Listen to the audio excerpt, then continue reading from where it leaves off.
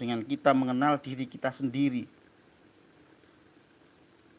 mengenal bahwa kita adalah bagian dari Tuhan. Maksudnya apa? Maksudnya kita adalah diciptakan.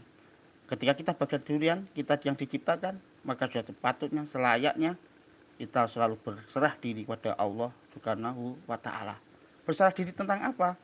Inna sholati sedune salat kula wa nusuki lan ibadah kula wa mahyaya lan gesang kula wa mati lan mati kula lillahi rabbil alamin. Rono Allah taala ini. Jadi kita mengetahui bahwa kita memasrahkan diri kepada Tuhan, yaitu inna sholati sedune salat kula wa nusuki lan ibadah kula wa mahyaya lan gesang kula wa mati lan mati kula lillahi rabbil alamin. Rono Allah taala. Jadi ibadah kita, sholat kita, ibadah kita, hidup kita dan mati kita itu krono Allah Ta'ala, untuk Allah Subhanahu wa Ta'ala semua. Kita mencari ridho Allah Subhanahu wa Ta'ala.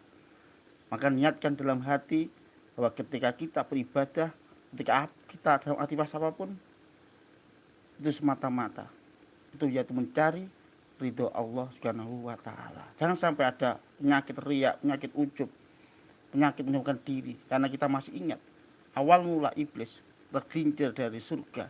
Karena apa? Karena ada sifat kesombongan.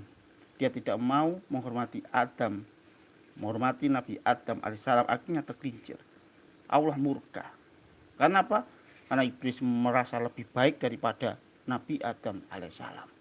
Maka sifat-sifat dalam hati kita, jangan sampai ada istilah aku lebih baik, aku lebih super, aku lebih, jangan. Karena itu ada sifat-sifat iblis yang ingin menggelincirkan kita untuk mengikuti jejaknya.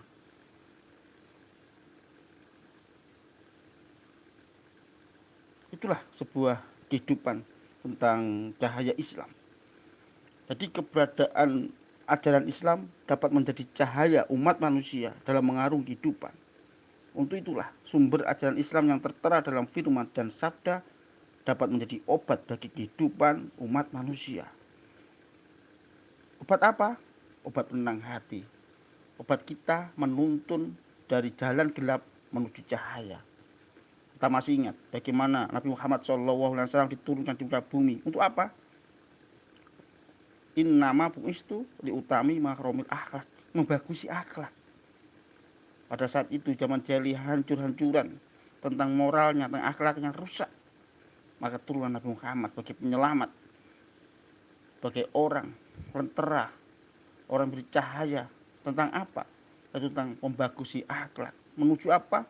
Menuju keimanan dan ketakwaan pada Tuhan yang Maha Esa, yaitu Allah Subhanahu wa Ta'ala.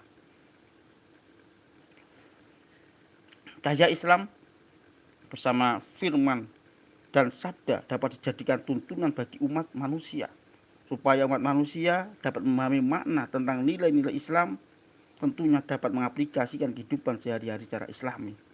Nilai-nilai Islam itu apa? Tentang keadilan, persamaan, derajat. Itulah nilai-nilai Islam. Tidak saling mencaci maki, itu juga nilai-nilai. Bagaimana menghilangkan penyakit-penyakit hati, itu adalah nilai-nilai Islam. Supaya hati kita selalu tenang, hati kita selalu dekat dengan Allah Subhanahu wa Ta'ala. Karena kita sudah mengetahui bahwa kita adalah hamba Allah Subhanahu wa Ta'ala. Dan juga menerapkan ajaran Islam di tengah-tengah realitas kehidupan umat manusia. Jadi menerapkan ajaran Islam di tengah-tengah kehidupan kita, sehari-hari kita. Bagaimana kita dalam tata cara kita di dalam kehidupan, supaya hati kita tenang dan tentram. Sudahkah hati kita tenang dan tentram atau masih gelisah?